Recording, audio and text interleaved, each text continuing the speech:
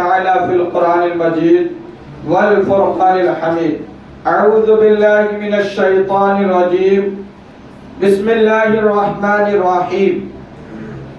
ورتل القرآن ترتيلا. آمنت بالله صدق الله المولانا العظيم وبلغنا رسوله النبي الأمين المكين المبين المتين الكريم.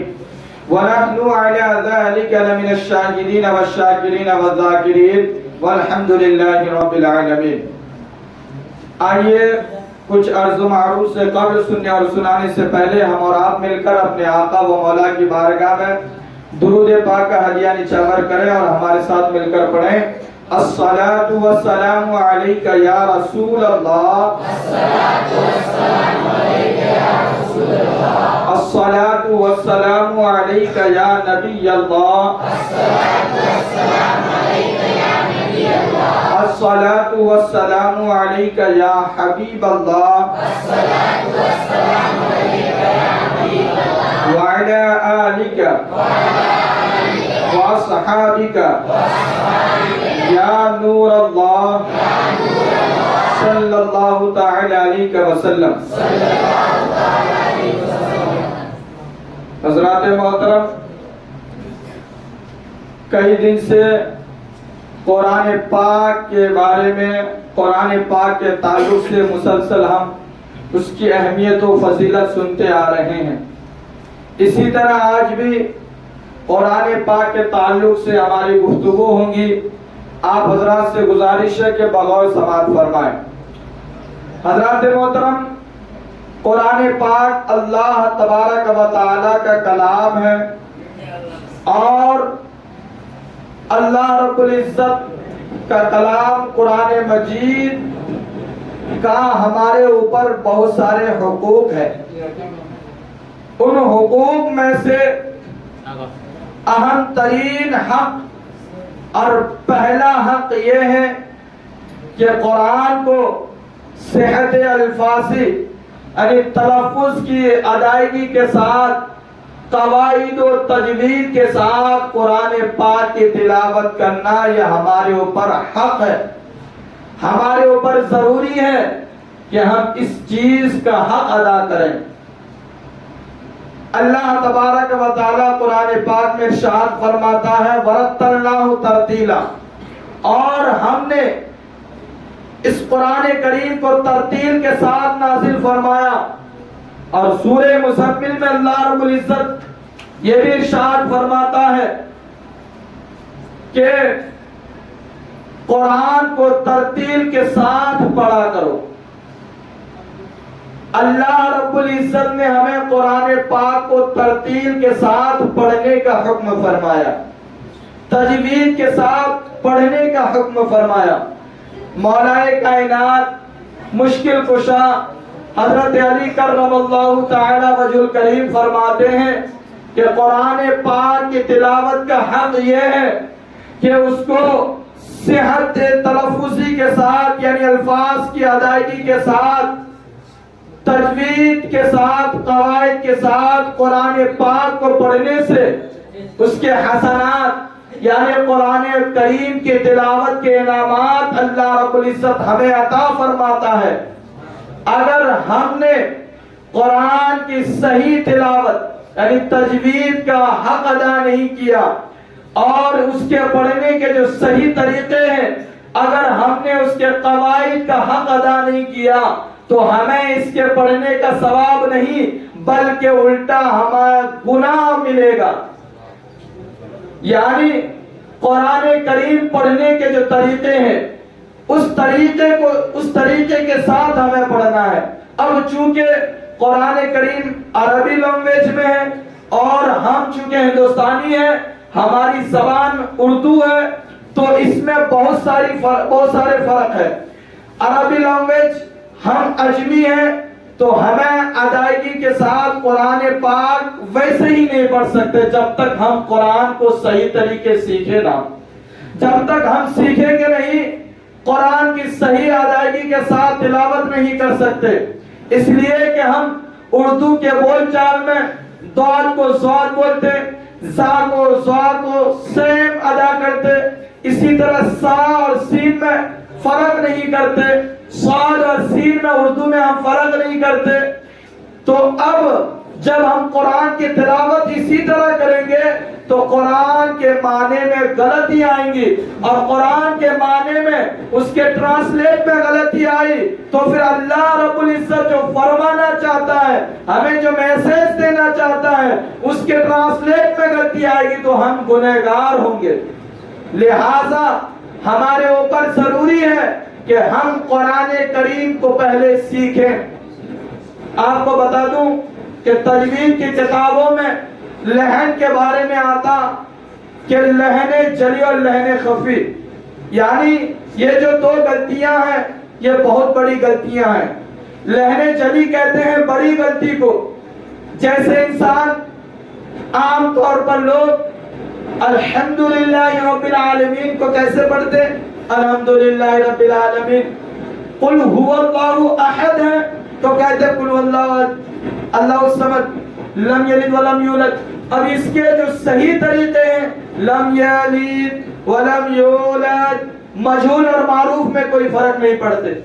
کہاں یا ہے کہاں نہیں ہے، کہاں حرکات و سکنات ہے، اس کی کہاں جلدی پڑھنا کہاں تاخیر کرنا، اس کے حق ادا نہیں کر پاتے. تو یہ جو غلطی آتی الحمد اور الحمد میں، قل هو اللہ احد اور احد میں، تو اس سے معنی میں فساد پیدا ہوتا، جس کی وجہ سے ہمارے قرآن کی تلاوت میں غلطی آتی. اس سے ہماری نماز فاسد ہو جاتی ہے، نماز نہیں ہوتی. اور جو اگر امام ہو اس کی اگر یہ غلطی آئے تو تمام مقتدیوں کی نماز نہیں ہوتی. لہذا پہلے ہم اپنے قرآن کو صحیح پڑھنے کی کوشش کریں. انشاءاللہ جب ہم صحیح پڑھیں گے تو ہماری نماز بھی صحیح ہوگی. جب ہم امامت کریں گے کہیں نماز پڑھائیں گے تو ہماری پیچھے نماز پڑھنے والوں کی نماز بھی صحیح و درست ہوگی. کب ہوگی؟ جب ہم خود صحیح قرآن پڑھیں گے. اگر ہم نے قرآن صحیح نہیں پڑھا تو اس کا وبال ہمارے سر پر آئے گا. کیوں؟ اس لیے کہ دنیا کا دستور ہے کوئی بھی لینگویج سیکھنے کے لیے پڑھنا پڑتا ہے. ماں کے پیٹ سے کوئی سیکھ کے نہیں آتا. لہذا اللہ کا کلام سیکھنے کے لیے ہمارے اوپر ضروری ہے. اور پھر علماء فرماتے ہیں قرآن کو صحیح پڑھنا جس سے نماز درست ہو، اس کا علم سیکھنا فرض عین ہے. اب اگر کوئی اس فرض عین کو ادا نہیں کرتا تو وہ گنہگار ہوں گے، ان کی نماز نہیں ہوں گی. قیامت کے دن ان کی نماز ان کے منہ پر مار دی جائے گی تو اس کا وبال اسی کے سر پر آئے گا جس نے قرآن کو صحیح پڑھنا نہیں سیکھا. چونکہ قرآن کا علم حاصل کرنا جتنے میں نماز درست ہو اتنے کا فرض عین تھا. اور فرض عین کہتے ہیں اس کو ہر حد الامکان اسے ادا کرنا ہی ہے، اس کو سیکھنا ہی ہے، اس کو پڑھنا ہی ہے.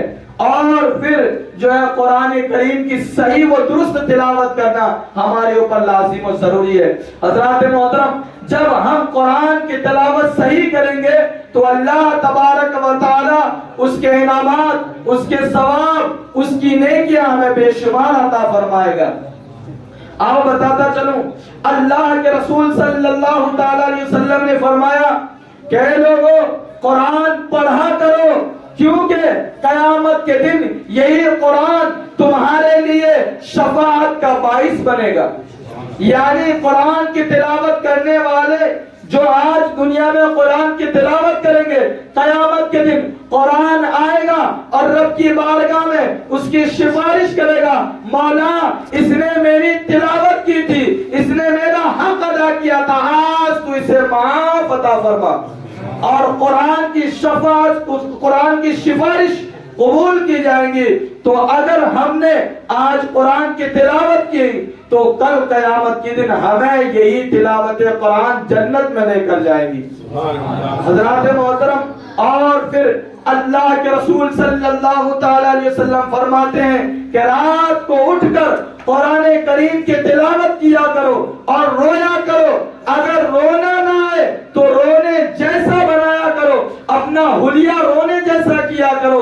حضرت داتا گنج بخش علی حجویری سے کسی نے پوچھا حضور اگر رونا نہ آئے تو ہم کیا کریں؟ تو پھر اللہ کے اوپر گزیدہ بندے حضرت داتا گنج بخش لاہوری رحمت اللہ تعالی علیہ فرماتے ہیں کہ تم اپنے مقدر پر پھر رویا کرو۔ کیوں؟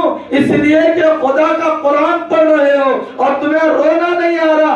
سوچو تمہارا دل کس طرح سخت ہو چکا، کس طرح سخت ہو چکا، کس طرح پتھر جیسا ہو چکا، جیسے تمہیں رونا نہیں آ رہا۔ حضرات محترم، اس لیے قرآن کی تلاوت کرنا ضروری ہے، ساتھ ہی ساتھ قرآن کے تلاوت کے آداب کا خاص خیال رکھنا ضروری ہے، اور پھر اس کے ساتھ ہمیں اس کے ادب کے تقاضے بھی پورے کرنے ہیں۔ حضرات محترم، اللہ کے رسول صلی اللہ تعالی علیہ وسلم کی حدیث ہے کہ جو حافظ قرآن ہوگا، اللہ کے رسول فرماتے ہیں قیامت کے دن اس کے ماں باپ کو اللہ تبارک و تعالی ان کے والدین کو جنت، اللہ تبارک و تعالی قیامت کے دن جو ہے تاج پہنائے گا، اور وہ تاج ایسا ہوگا کہ وہ چمکتا اور دمکتا ہوگا، اور جو دیکھنے والے لوگ ہوں گے وہ رش کریں گے، یعنی دل میں کہیں گے کاش اگر میں بھی اپنے بچوں کو حافظ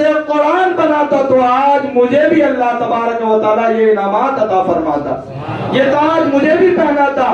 لہٰذا آج ہمارے پاس یہ آفر ہے کہ آپ کے اس بستی میں ایک مدرسہ کھلا ہے جسے آپ غنیمت سمجھیں، اللہ رب العزت نے آپ کو موقع فراہم کیا ہے، تو آپ اپنے بچوں کی جو ہے تعلیم کے لیے مدرسے میں بھیجیں۔ انشاءاللہ یہی بچے جب حافظ قرآن بن جائیں گے اور پھر آپ جب اس دنیا سے جائیں گے تو آپ کی جنازے کی نماز پڑھائیں گے، آپ نے قبر پر جا کر فاتحہ کریں گے۔ قسم خدا کی کسی اور کا آ کر نماز جنازہ پڑھانا، کسی اور کا جا کر فاتحہ پڑھانا یہ الگ بات ہے، لیکن جب بیٹا اپنے ماں کا، اپنے باپ کا نماز جنازہ پڑھاتا، قسم خدا کی اس کا جو ہے اس کے زبان الگ بولتی ہے، دل الگ بولتا ہے، مولا میرے والدین نے جو کچھ کیا تو اپنے فضل و کرم سے اسے مغفرت عطا فرما۔ دل کی جو آہ نکلتی ہے اثر رکھتی ہے، پر نہیں مگر قوت پرواز مگر رکھتی ہے۔ حضرات محترم، تو اگر آپ اپنے بچوں کو تعلیم قرآن دیں گے، اگر آپ بچوں کو دین کی تعلیم دیں گے، قسم خدا کی وہ تعلیم آپ کا یہ دنیا میں بھی کام آئیں گا اور وہ دنیا میں بھی کام آئیں گا۔ لہذا اللہ تبارک و تعالیٰ سے دعا ہے مولا تعالیٰ ہم اور آپ کے بچوں کو جو ہے علم دین سیکھنے اور سکھانے کی توفیق عطا فرمائے، اور جو ہے ہم سبوں کو اس پر عمل کرنے کی توفیق عطا فرمائے۔ وما علینا الا البلاغ۔ السلام علیکم ورحمۃ اللہ تعالیٰ وبرکاتہ۔